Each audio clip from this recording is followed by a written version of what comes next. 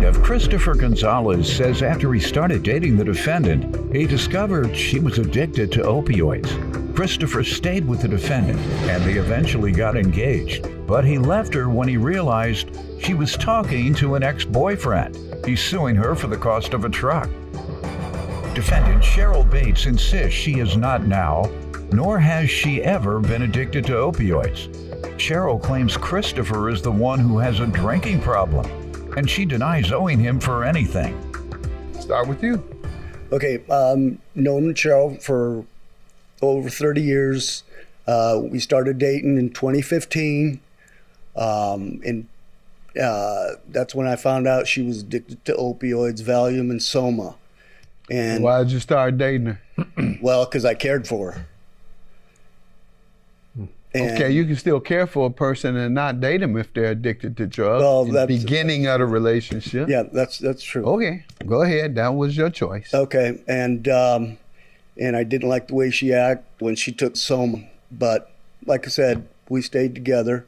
In 2016, she thought I was hiding money from her from my tax return, and which wasn't the case. Should have been if she was addicted to drugs, but go ahead.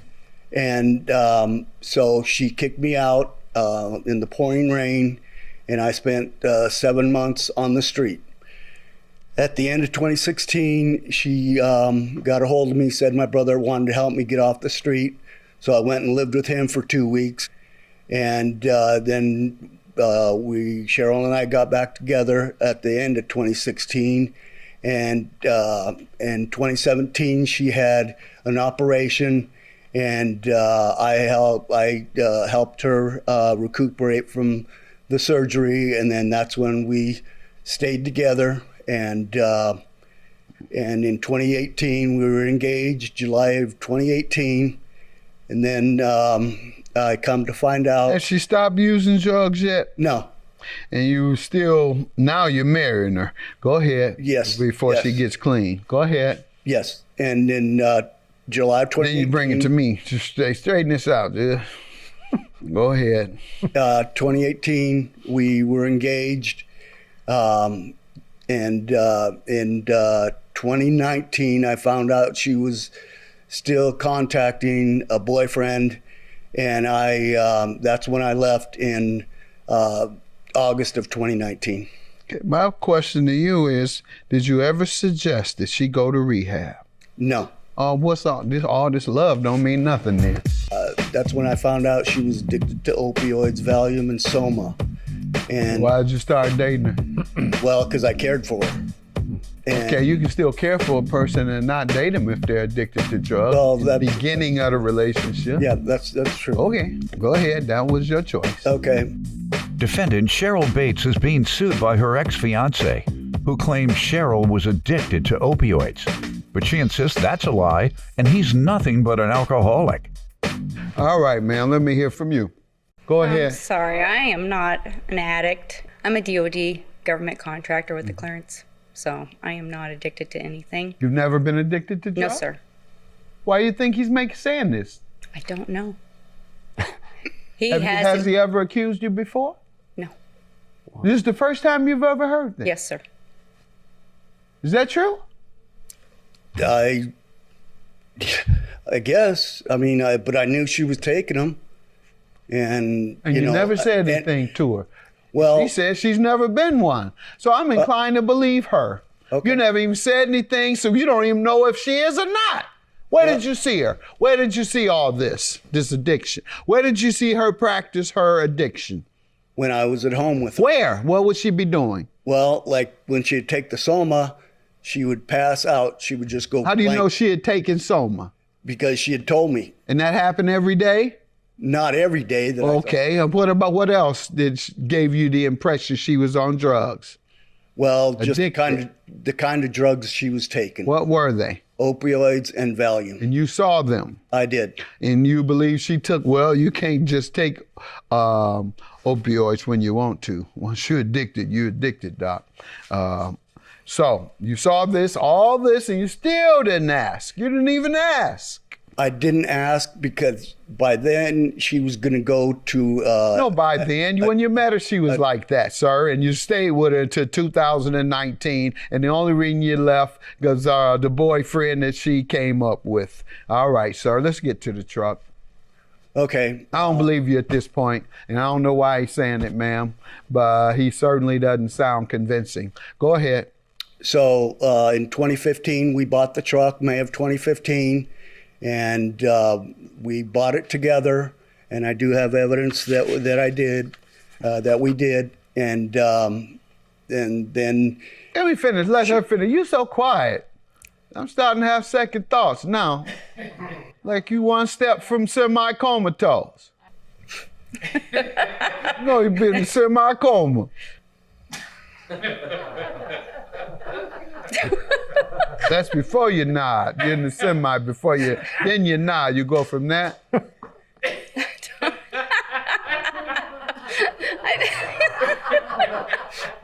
I didn't want to disrespect you. Good one. Go ahead, ma'am. So you tell me your side and start looking differently when you're quiet. Go ahead. Yes, sir. As he says, I have known him for a very long time. He was a friend of my ex. So those two used to pal around. And 20 years later, I get a knock on my door out of the blue. I was sick. I have ulcerative colitis, and I was waiting for my son to take me to the emergency room. Very painful. Very painful, yes, sir. And I normally don't answer the door unless I know who it is. And he had a cap on kind of like this. And I didn't care because I figured if I pass out, someone's going to call 911. Hold on.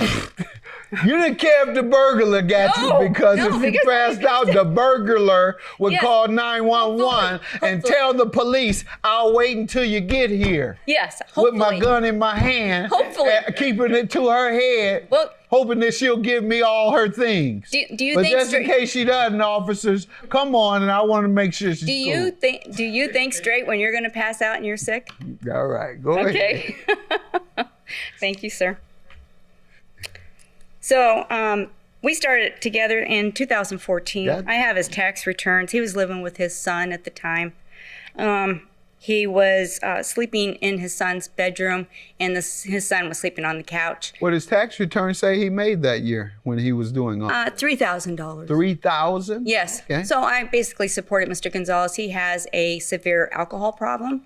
And how you kidding me and in here talking about you calling you a dope fiend and he's an alkie? Yes, I can prove He's just an alcoholic, or is he a drunk?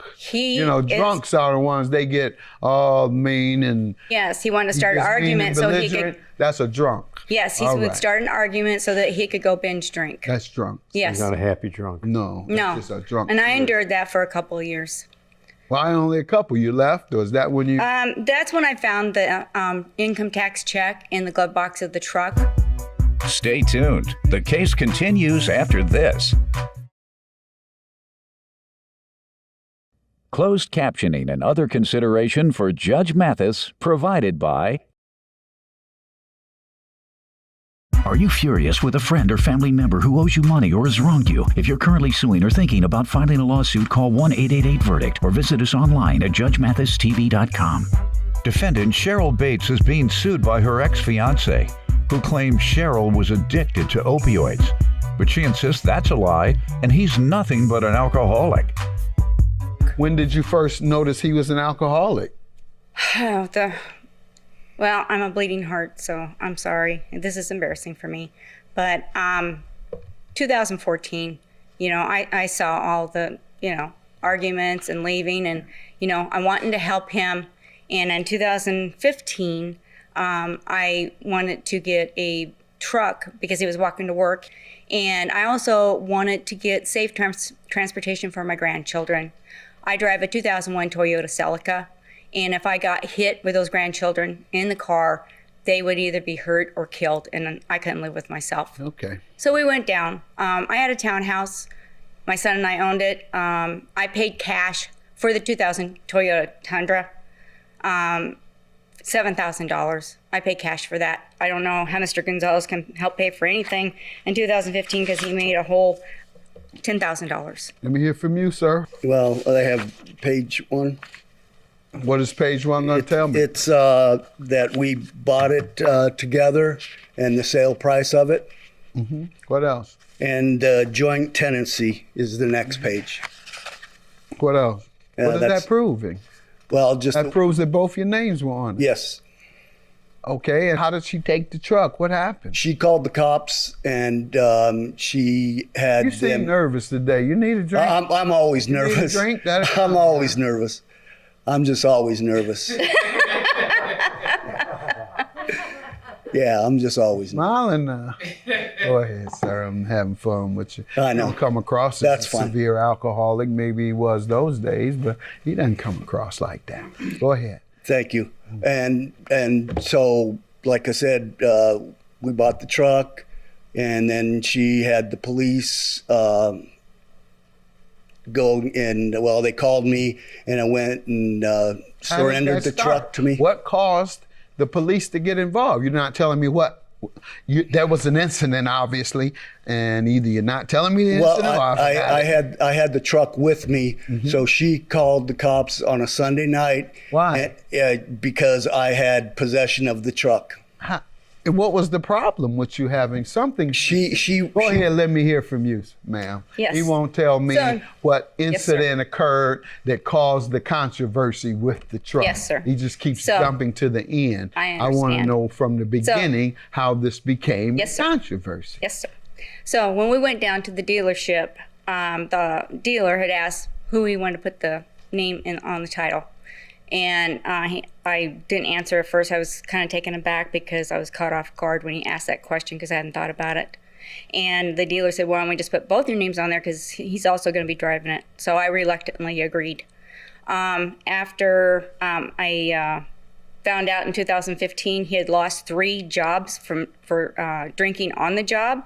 I also have records of the 3 different jobs, his W-2 forms, that he was fired from 3 different jobs. At that time, I told him that I was going to leave him if he didn't go to rehab.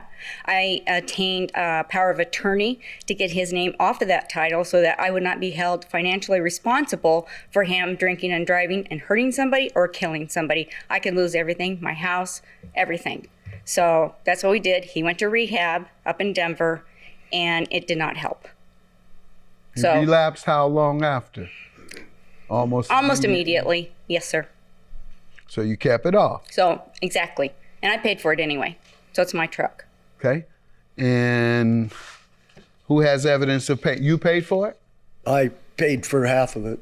Okay, you have evidence of that? I don't. I just have it like. How did you pay? I would give her my money just like I gave her money. Over the course of how long? Back in 2017 when I started working, I would give her my paycheck. I'd deposit it into her account every 2 weeks, and that comes to a total of $59,600.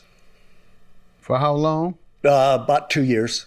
Okay, so you contributed $59,000 total to the To the household? household? Yes, sir. And you say every 2 weeks some went to the truck payment. And what was that every 2 Well, by then the truck had been paid for. Okay. But she, When were you paying for the truck every 2 weeks? I'm trying to get a benefit of paying for something. So far you get 0. What page are his tax records on that you brought today? I'm fine, 2014. Page 9.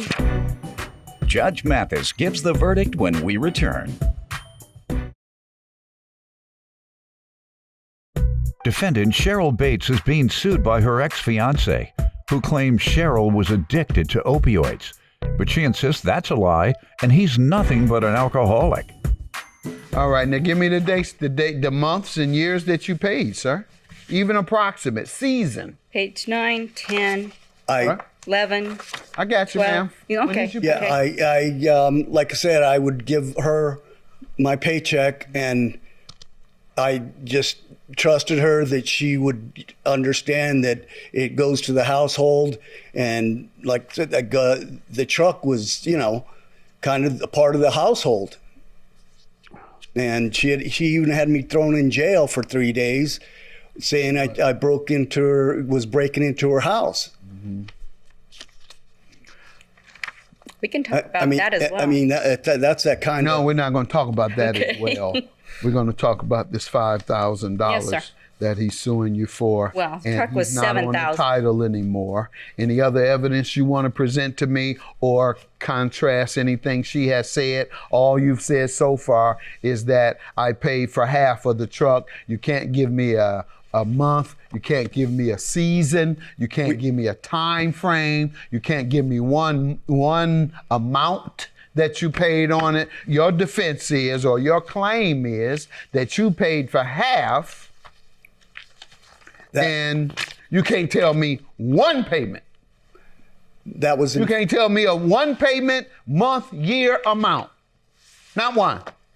That was 2015 when we purchased the How truck. much you pay? $3,500. That's more than half, isn't it? How much? He only was the made total $3,000. cost? Hold on. How much was the total cost? It was $6,000. This is what year? Yes, it's What year? 5 of 2015. That's when we And first you bought say it. what page shows his tax records of 2015? 2015, page 13, 14. 2015, he was fired from 3 different jobs. 13 and 14 page? Page 12, hold on. That's part of your defense, is that Yes. he couldn't afford to pay. No, So where'd you get the money? Where you get it? I was working. You have evidence you cheated the federal government? She shows No. me IRS taxes, sir. I don't know where she's coming up with that, but you know, I paid for it through working. I was working at Remember a restaurant. Remember you said you made payments and you can't remember any of them. So you put $3,500 down, and one day your claim is dismissed. You have no idea what you're owed and how you're owed it, and so I don't believe you.